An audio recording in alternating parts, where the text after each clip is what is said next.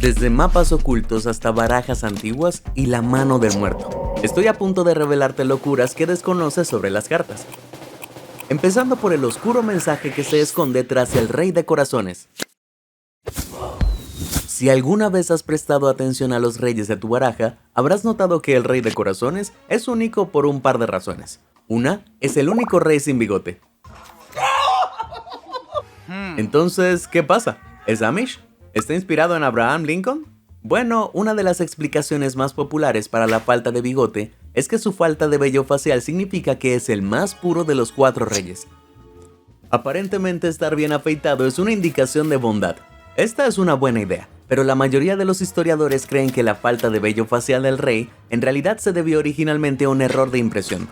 Cuando se desarrollaron estos estilos de cartas estándar en la Francia del siglo XV, los fabricantes usaron repetidamente bloques de madera tallados a mano para imprimir las cartas.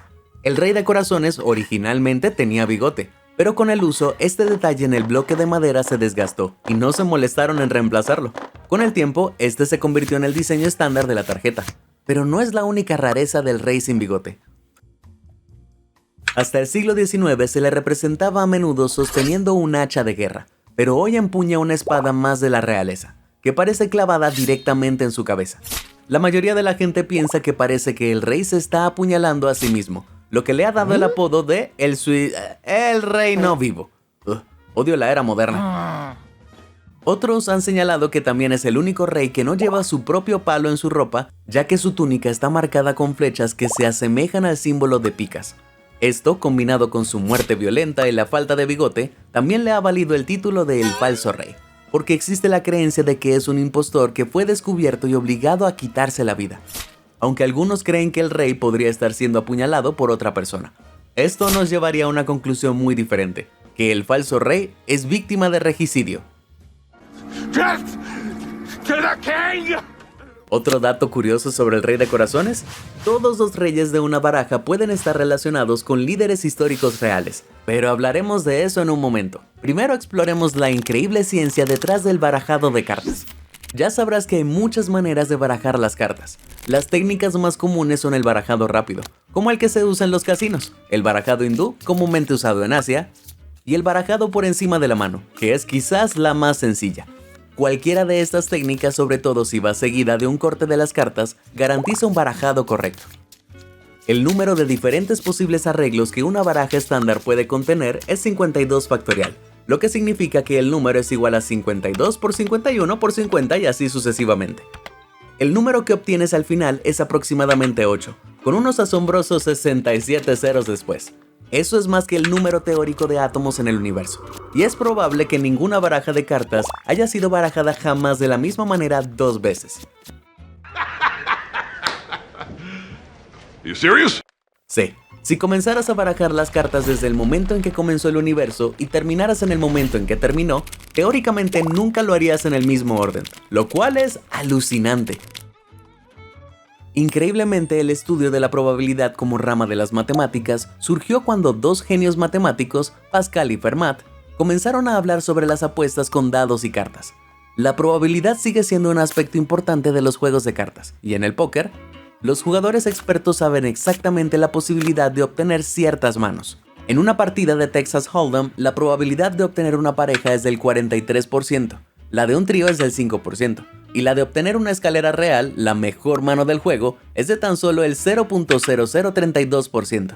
Esto significa que si alguien finge tener una escalera real, casi con toda seguridad está fanfarroneando. Así que, aunque los porcentajes sean difíciles de recordar, si tienes en cuenta esas posibilidades al jugar, aumentas enormemente tus posibilidades de robarle a tu casino local. Jugar a las cartas es simplemente un juego de números, pero ¿te has preguntado alguna vez por qué hay exactamente 52 cartas en una baraja estándar?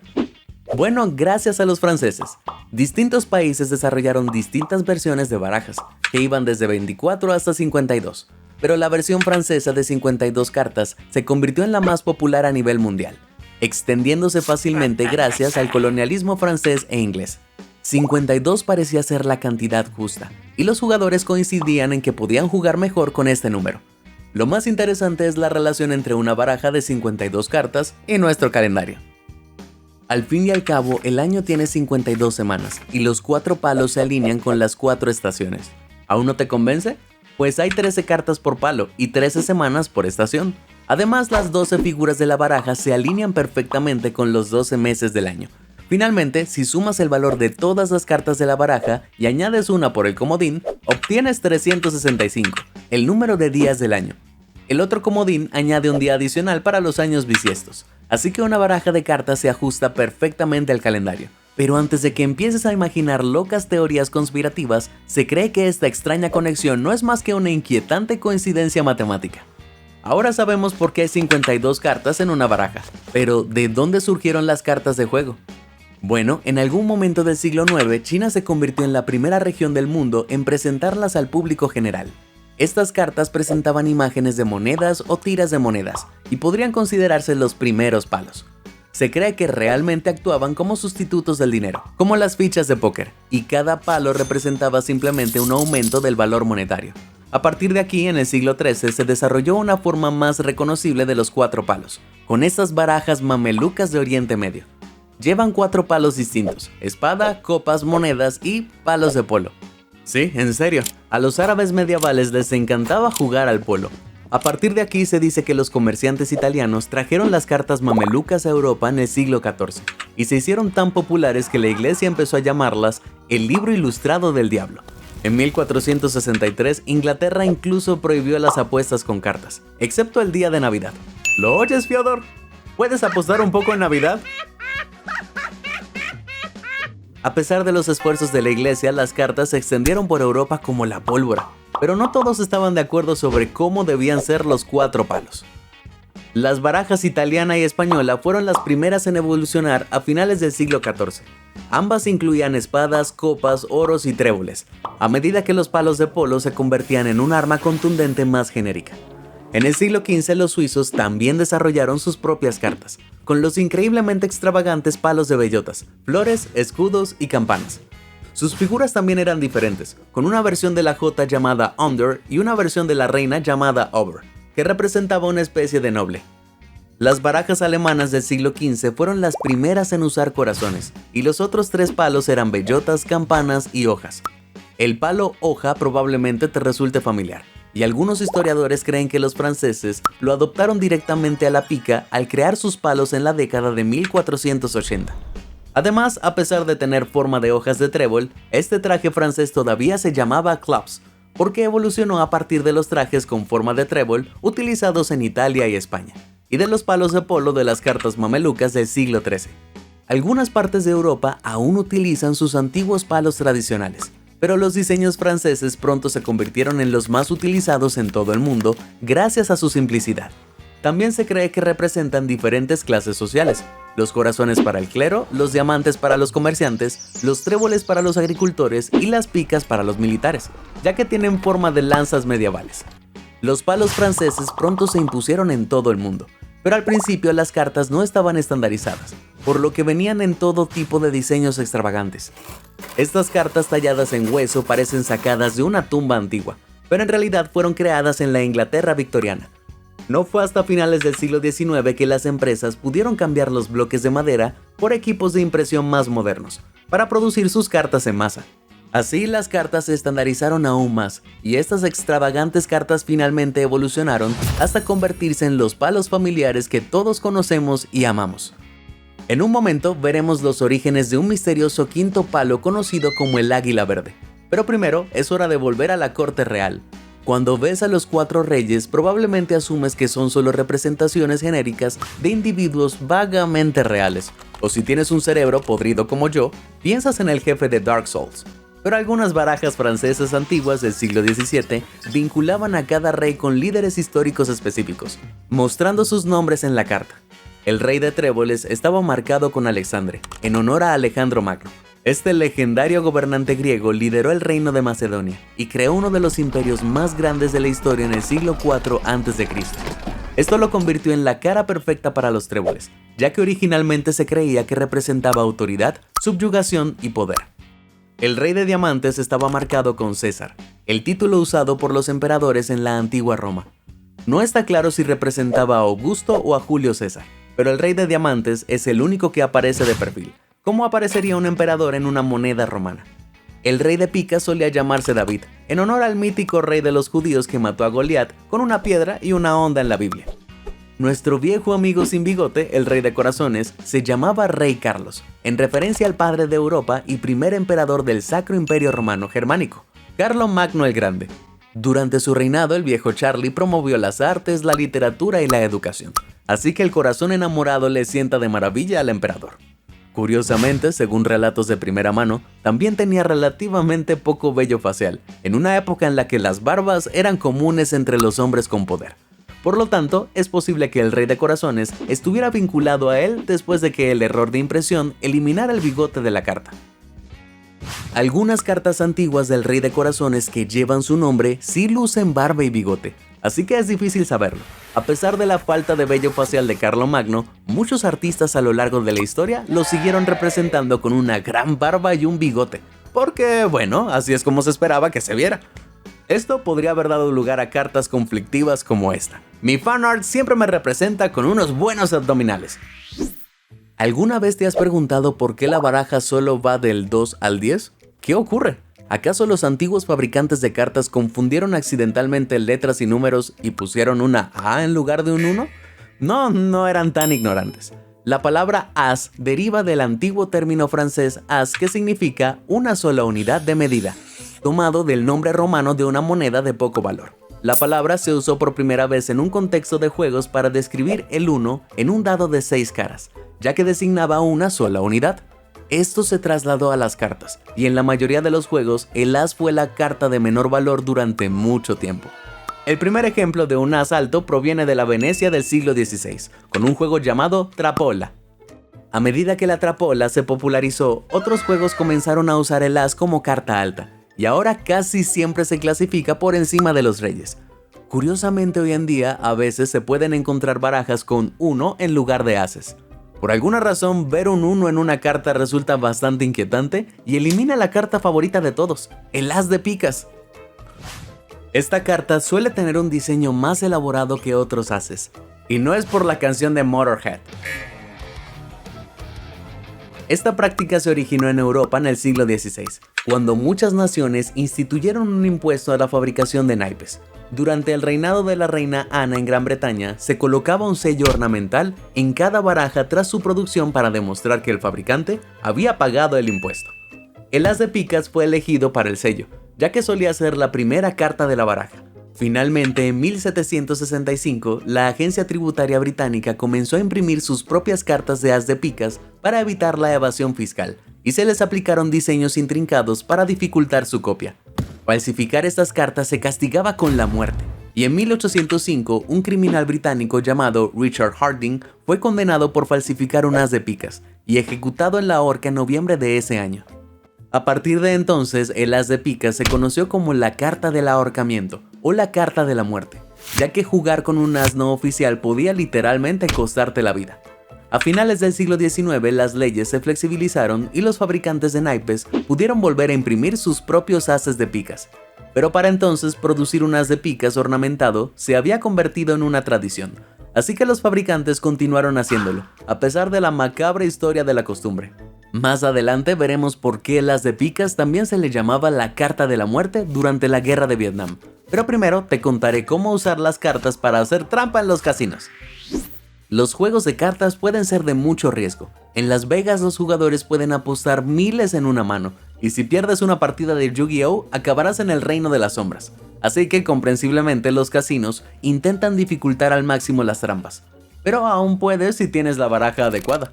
Pregúntale a Phil Ivey, un jugador de póker considerado el mejor de todos los tiempos. Ha ganado 11 series mundiales, una serie de torneos de póker con premios de $10 millones. Pero todo ese dinero no fue suficiente para Phil, y en 2012 una jugadora china relativamente desconocida llamada Kelly Sun se puso en contacto con él y le hizo una propuesta descabellada.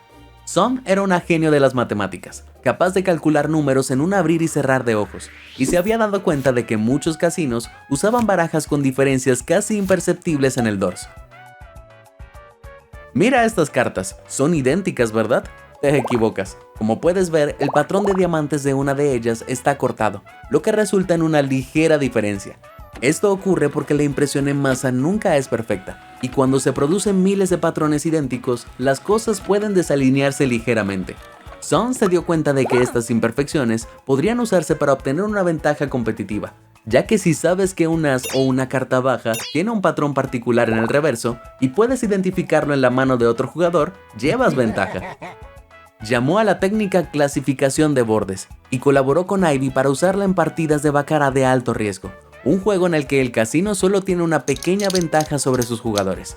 La clasificación de bordes inclinó la ventaja a favor de Sun y Phil, y el prestigio de Ivy les permitió jugar en salas privadas. Allí Sun se hizo pasar por su amuleto de buena suerte, adoptando una apariencia tonta para despistar a los casinos. En pocos meses ganaron decenas de millones de dólares clasificando los bordes en diferentes casinos, y como el método nunca había sido utilizado antes, ni siquiera estaba prohibido. Desafortunadamente para el dúo, el casino Crockforce de Londres, Inglaterra, se negó a cooperar. Cuando ambos ganaron la asombrosa suma de 12 millones de dólares, Crockforce simplemente no les pagó, asumiendo correctamente que hacían trampa. Esto desencadenó una reacción en cadena que finalmente llevó a otros casinos a demandar a Ivy, ya que la clasificación de bordes se hiciera pública. El nombre de Ivy quedó en el olvido tras perder múltiples demandas, pero su carrera finalmente se recuperó y ganó su 11º torneo de la Serie Mundial en 2024. Sun sigue realizando la clasificación de bordes al día de hoy, e incluso enseña a hacerlo en TikTok, pero personalmente no tengo idea de por qué su historia no se ha llevado al cine todavía. ¡Vamos, Hollywood! ¿3 películas de Aquaman antes que esto? Seguiremos mostrando más formas de hacer trampa en los juegos de cartas, pero primero veamos algunas cartas con características más extrañas que pequeñas imperfecciones. En la década de 1930, varias compañías de naipes intentaron impulsar las ventas introduciendo un quinto palo, el águila. A diferencia de otros palos, el águila era de un verde brillante, y su inclusión aumentó el tamaño de la baraja de 52 a 65 cartas. En algunos juegos de cartas como el Bridge, algunos palos son más poderosos que otros, y la clasificación más típica es alfabética, con los tréboles abajo y las picas arriba. Esto ayuda a desempatar cuando los jugadores tienen la misma mano, ya que gana el jugador con el palo de mayor rango. El águila verde fue diseñada para ser el palo más poderoso en todos los juegos de cartas, pero suena como un superhéroe aburrido de los años 50 que no tuvo éxito, y el palo tampoco. Los jugadores de cartas usaron 4 palos durante siglos, y muchos juegos como el Blackjack se basan en tener exactamente 52 cartas en la baraja. Además, es un poco feo, ¿verdad? El verde desequilibra el negro y el rojo de la baraja, y el diseño más complejo del águila destaca entre los símbolos simples y abstractos de los demás palos. El público estuvo de acuerdo, así que el palo feo terminó siendo inútil. A finales de la década de 1930 perdió popularidad y el águila verde se extinguió oficialmente. En cada hogar hay una baraja de cartas y se han convertido en algo tan habitual en la vida que algunos términos que se usan durante los juegos de cartas se han adoptado como frases que usamos a diario. Veamos primero un ejemplo sencillo: seguir el palo. En el mundo de las cartas, esto significa jugar una carta del mismo palo que la anterior. En lenguaje general significa que alguien ha actuado de la misma manera que otra persona. Igualmente, hacer algo de forma transparente se acuñó en el siglo XVII y originalmente significaba mantener las manos por encima de la mesa mientras se jugaba a las cartas para demostrar que no se hacía trampa, cambiando la mano en el regazo. Hoy en día significa hacer las cosas honestamente o según las reglas, y se usa a menudo en negocios, lo cual dista mucho de jugar en cuartos oscuros y sórdidos. Si no juegas con la baraja completa, no puedes jugar correctamente porque literalmente te faltan cartas. Me lo dicen todo el tiempo, pero nunca entendí por qué. En el póker, las cartas ocultas son cartas que solo tú conoces y nadie más conoce. Por lo tanto, tener un as en la manga significa que tienes una gran ventaja o herramientas que otros desconocen. Un dicho con una evolución más interesante en inglés es "come up trumps". En el siglo XVII el dicho era "turn up trumps" y provenía de un antiguo juego de cartas llamada Triumph. En este juego se corta la baraja para seleccionar el palo de triunfo, y si se descubre un palo de triunfo que coincida con las cartas de la mano se obtiene una ventaja. Por lo tanto, descubrir triunfo significa literalmente éxito en el juego. En el siglo XVIII este significado se volvió figurativo, y todavía se usa cuando se tiene una buena suerte o un éxito inesperado.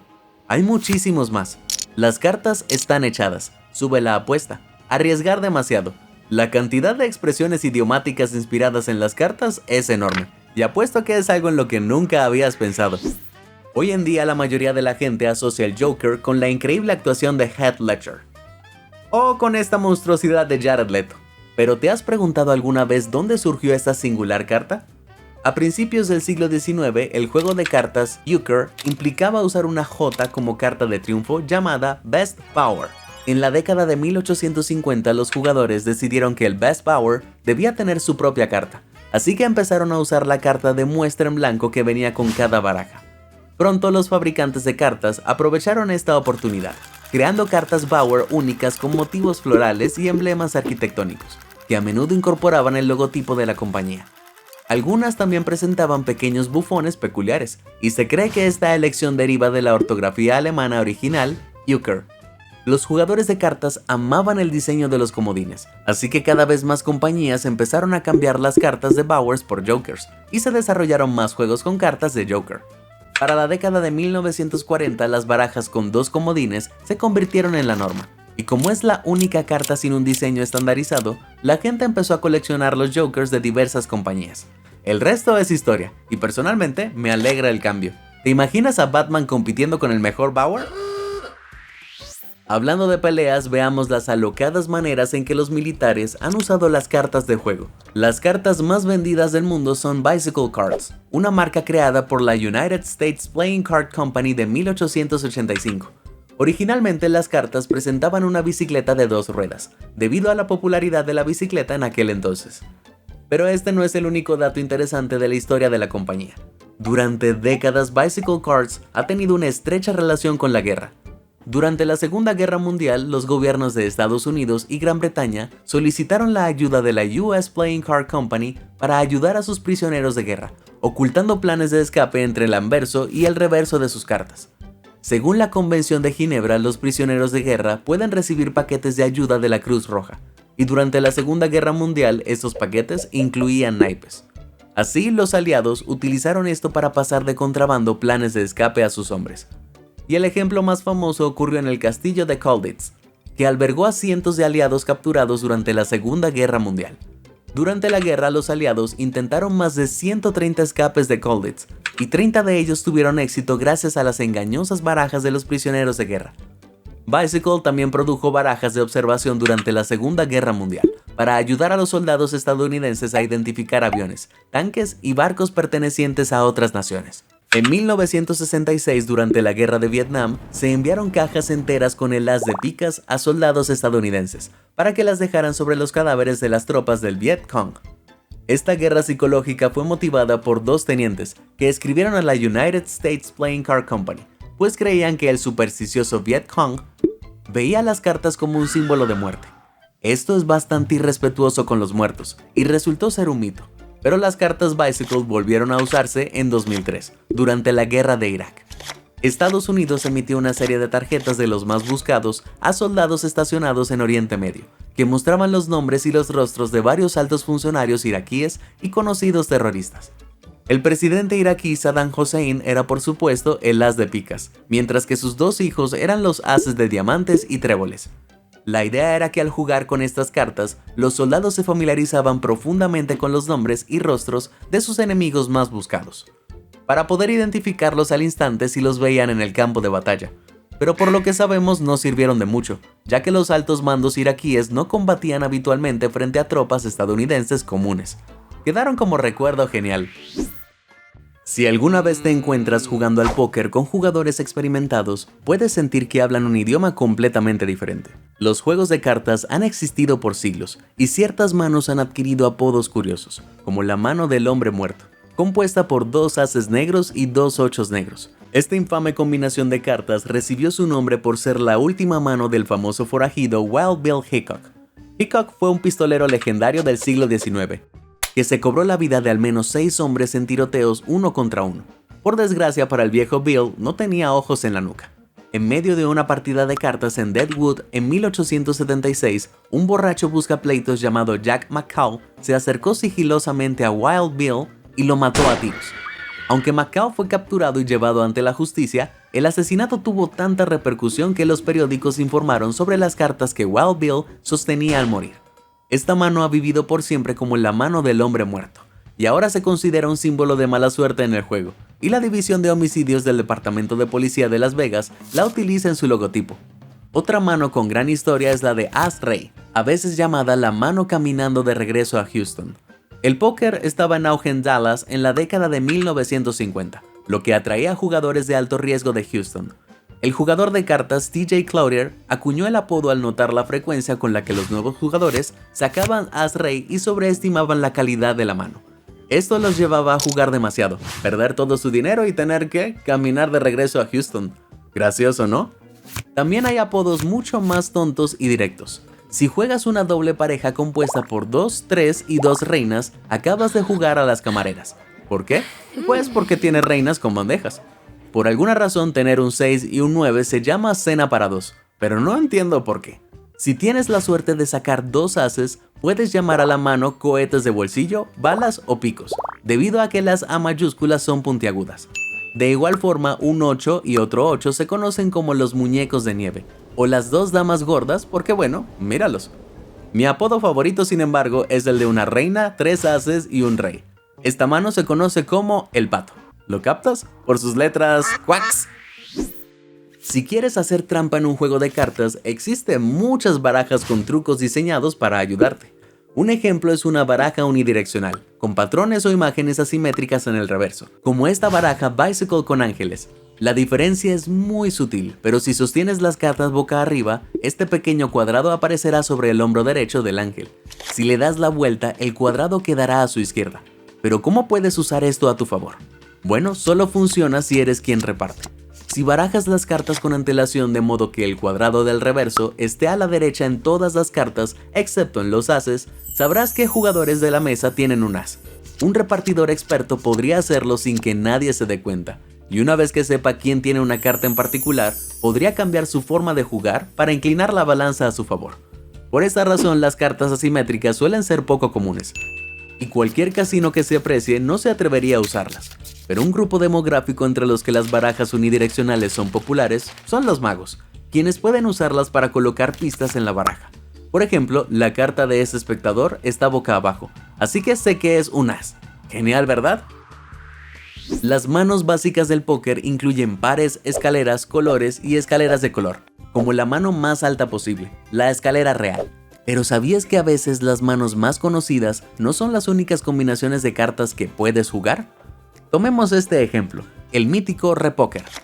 No me estoy volviendo loco, es una mano legal que se puede jugar en ciertos juegos. En algunos juegos los jugadores usan los Joker como comodines, lo que significa que cuentan como quieras. Y en algunas variantes como el antiguo California Draw Poker, los Jokers son comodines que tienen rangos y palos específicos a lo largo del juego. En estas situaciones el comodín puede usarse para conseguir un repóker, una mano más poderosa incluso que la imponente escalera real. Si conoces el videojuego independiente Balatro, también puede aparecer el repóker, ya que el juego te permite hacer trampa y jugar manos de póker ilegales para vencer a tus oponentes. Otros juegos de póker más pequeños usan reglas de la casa en lugar de las reglas oficiales, y algunos permiten manos extrañas, como la Blazer. Esta es simplemente una mano que contiene solo figuras y vale menos que un trío. La mano Skid, con su gracioso nombre, consiste en un 2, un 5, un 9 y otras 2 cartas menores que un 9. Nadie sabe de dónde viene esta mano tan específica. Pero si juegas a un juego donde está permitida, vale justo por debajo de una escalera. Las escaleras y colores Bobtail son escaleras y colores compuestos de 4 cartas en lugar de 5, por lo que valen justo por debajo de sus respectivas formas completas. Todo esto es bastante confuso. Pero la próxima vez que te sientes en una partida de póker y alguien gane con una escalera Bobtail o un Skid, sabrás que no te están tomando el pelo. ¿Cuál fue tu dato favorito sobre las cartas? Comparte con nosotros tu respuesta. Si te sorprendió toda esta información, házmelo saber en los comentarios del video y nunca dejes de sorprenderte. Muchas gracias por ver y suscríbete a Sorprendente.